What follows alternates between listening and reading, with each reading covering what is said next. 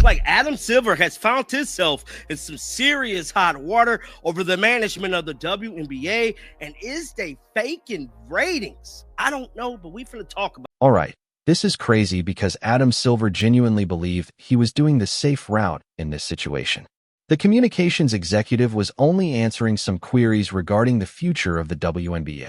Rather, he essentially reaffirmed what everyone has been saying all season long, that the league is in disarray behind the scenes and that its administrators are clueless about how to deal with the conflict that erupts between players, management, and supporters. The NBA commissioner's recent remarks on WNBA player Caitlin Clark sparked more than simply discussion. They started a full-fledged controversy that has players sneering at their own league office and fans wondering if those in charge truly comprehend what's going on. Adam Silver is obviously already kicking himself for saying anything at all, based on how quickly the response went viral on social media. The problem is that every time you think the WNBA drama is finally subsiding, a suit-wearing individual approaches and adds petrol directly to the flames. Kathy Angelberg didn't catch all the smoke. This time, it was her boss, who ought to be above all of this mayhem. And wow, did he dive right in. Adam Silver himself has chimed in and addressed the situation directly, saying, Kathy Engelbert has presided over historic growth in the league, but there's no question that there's issues that we need to address with our players, not just economic, there's relationship issues as well. I'm confident we can fix those over time, and this league can continue to be on the rocket trajectory that it's. Now, let me be clear before we get started. Adam Silver didn't enter the NBC interview with the intention of inciting conflict. He most likely believed he was responding in a measured and polite manner that would defuse the situation and demonstrate to everyone that the leadership had everything under control. However, the internet did not hold back when he stated, "Yeah, that clip spread faster than A.G. Wilson sprinting to the free throw line." To be sure you know exactly what happened, let's go back in time for a moment. Silver sat down for what was expected to be a dull corporate conversation that was safe for public relations. You know, the kind where they use terms like leadership, synergy, growth, and trajectory. All that meaningless nonsense that sounds nice. However, things quickly took a turn for the worse when he began discussing Caitlin Clark and the WNBA's present situation. In essence, he stated that the league's problems are interpersonal in nature rather than merely financial or economic. And that could seem innocuous at first, such as, oh, he's just saying people need to communicate better. He just told the world that the WNBA is broken from the inside out, though, when you really consider what it means.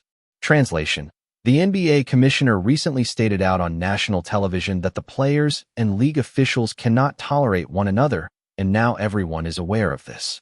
I would love for Adam, since we're a brother-sister league, to go to some of the CBA negotiations, sit in the room, hear what the women have to say, hear some of their concerns, and let's go from there. Let's build something. I'm here to tell you that NBA leadership is very much abreast on what's happening in these CBA negotiations. She's not the only decision maker who is denying some. And the timing couldn't be worse.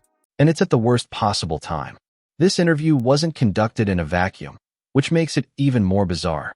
Nafisa Collier is currently tearing into Kathy Angelbert on live television for her tone-deaf remarks that Caitlin Clark should be thankful for off-court money during the finals. Players are publicly discussing lockouts and threatening to skip the upcoming season if nothing changes.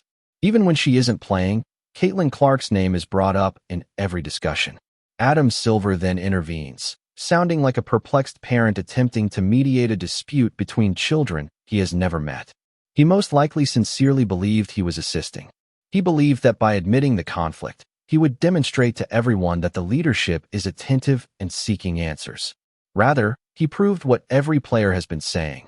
The NBA views women's basketball as a side project that they don't fully comprehend or value. However, as it becomes worse the more you think about it, let's actually dissect what he said. In an attempt to flatter Kathy Angelbert, Silver claimed that she had overseen historic expansion, which, on paper, sounds fantastic. However, he acknowledged in the very next sentence that there is a significant gap between the players and the leadership. Adam, which is it? Is this historic chaos, or is it historic growth? Because based on what we've all seen this season, the WNBA isn't expanding in a sustainable or healthy manner. It's blowing up, and not in a positive sense. It resembles a pressure cooker that has been neglected for too long and is on the verge of blowing. Between Nafi Sakir's outspoken criticism of the commissioner for treating Caitlyn disrespectfully, fans are yelling about biased officiating and league favoritism, and players are openly threatening a lockout over contract negotiations. This isn't progress. This is a serious crisis. The worst thing about Silver's remarks was that they gave the impression that he no longer even trusted Kathy Angelberg. He described the current state of affairs as regrettable. And if you're familiar with business jargon, you realize that this is a complete catastrophe, and we're attempting to remain calm. He didn't stop there, either. He even went so far as to claim that the league's problems were personal, which is really a tactful, media-trained way of saying that everyone behind the scenes despises one another and is incapable of cooperating. Tell me now, isn't that a complete and utter catastrophe that was just revealed on live television? What was interesting was the amount of players that came to the defense of Fee and the crickets that came to the defense of Kathy for me.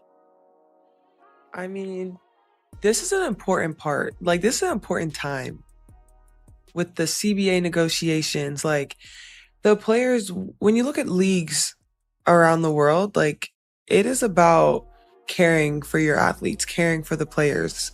And that's just not the feelings right now. And I think everyone is kind of just, they rallied around Fee because, one, that was a powerful statement to make. And obviously it puts pressure on Kathy and put pressure on the leadership. But I mean, it was a lot. It was a heavy hitter, right, Oz? However, Adam Silver's discussion of ratings and viewing figures was the real bomb, the moment that truly ignited the internet. He asserted that everything is ideal, the WNBA is at an all-time high, and everyone ought to be celebrating the league's historic moment. However, during that same week, rumors began to circulate that the finals viewership figures appeared, to put it mildly, whimsical at best and wholly contrived at worst. The company that tracks TV ratings, Nielsen, abruptly and conveniently changed how they count out-of-home viewing. This meant that they began including pub TVs, hotel lobbies, airport screens, and pretty much any random screen that just so happens to have the game on. People with true media literacy began to notice this. And for the first time in WNBA history, all of that was mysteriously incorporated into the 2025 ratings. Technically speaking, the numbers appear to be significantly higher than in previous years, but are actual fans actively watching the league? Or did someone in the league office simply decide to move the goalposts and alter the measurement system to make everything appear better than it actually is? Because everyone who is paying attention perceives it that way. Online fans weren't buying it at all. Not for a moment. These ratings look faker than the Aces foul calls, which honestly is savage, but also kind of accurate, was one comment that went viral. A different observation stated, "They're cooking the stats to bury Caitlyn's impact and pretend the league doesn't need her." And to be honest, that could be the true cause of Adam Silver's remarks' disastrous backlash. Since none of these supposedly historic ratings ever occurred without Caitlyn Clark, let's be brutally honest for a moment. For a period, the narrative is over. From the first game of the season, she carried the entire league on her shoulders. Arenas were sold out wherever she visited, drew in millions of new viewers who had never seen women's basketball before, and it dominated ESPN News for months. It is very personal because the WNBA wants to forbid us to make a lot of more money than we're ever going to make here, what it seems like in other leagues. So it's very personal. People have families. This is our job. We make more money in China, Russia, Turkey than here. So it is very personal, and I don't think why it shouldn't become personal. Additionally, it is because of her that casual sports audiences were initially introduced to Kathy Angelberg. Furthermore, the league is already behaving as though they no longer require Caitlyn now that she is hurt and on the sidelines. As if her influence was exaggerated and they could continue this pace in her absence. Yes, it is what triggered everyone since it simultaneously seems disrespectful and denial-based. The more Silver talked about collective bargaining agreements, relationship development, and other corporate jargon, the more it sounded like he was covering for Kathy Angelbert's shortcomings while also acting as though Caitlyn Clark's star power and fame don't really matter to the league's success. Silver attempted to sound diplomatic and balanced, like a calm mediator simply acknowledging both sides. Additionally, you are fully aware of how the internet functions. In a matter of hours, on Twitter, Adam Silver's regret was trending. He was being criticized for treating the WNBA as a side business that he only gives attention to certain public relations crises. Others just stated that he was attempting to keep Kathy's employment safe since it would reflect poorly on him if she were to burn down. Because, as you may recall, Adam Silver is directly in charge of Kathy Angelbert. Technically, he is her boss. Additionally, it's never a good sign when your manager has to publicly defend you in interviews on national television. This indicates that things are far worse than they appear.